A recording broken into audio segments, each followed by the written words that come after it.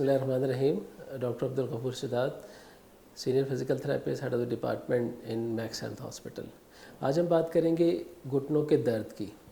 घुटनों के दर्द से एज रिलेटेड जो चेंजेस हैं, जिसको हम डिजेनरेटिव चेंजेस कहते हैं, उसमें जॉइंट स्पेस जो है वो रिड्यूस हो जाता है और पेशेंट जो है वो आर्थराइटिस का शिकार हो जाता है। लेकिन ज़रूरी नहीं है कि आपको एज के साथ ही चेंजेस आएँ। बाज़ दफ़ा ये भी होता है कि आपका मसलकुलर अनबैलेंस जो है वो जॉइंट को इफ़ेक्ट करता है। याद रखिएगा, अगर जॉइंट जो है वो अपनी नॉर्मल बायोमैकेनिक्स के साथ मूव हो रहा है तो उस जॉइंट में कभी भी कोई मसला नहीं होगा।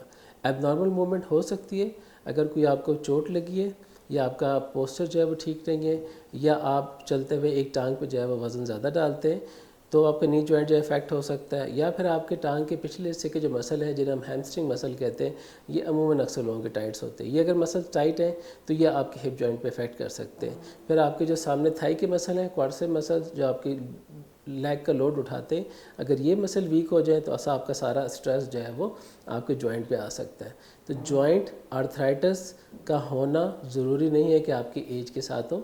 आपकी एक्टिविटीज़, आपका लाइफ स्टाइल, आपकी कोई पुरानी चोट या इंजरी जो है उसको इफ़ेक्ट कर सकती है।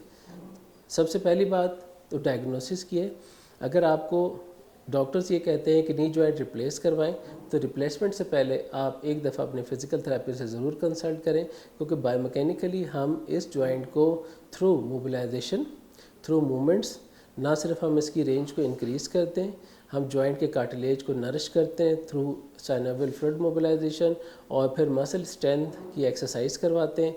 जो मसल आपके शॉर्ट्स हैं उनकी स्ट्रेचिंग करवाएंगे, और जो आपके जो वीकनेस है उन पे जो है वो काम करके फिर आपको एक एक्सरसाइज प्लान पे देंगे, ताकि दोबारा आपको घुटने का दर्द ना हो, या अगर आपका जॉइंट या जोड़ जो है वो कुछ चेंजेस के अंदर जा रहा है तो ये चेंजेस आहिस्ता आहिस्ता कम होती जाए।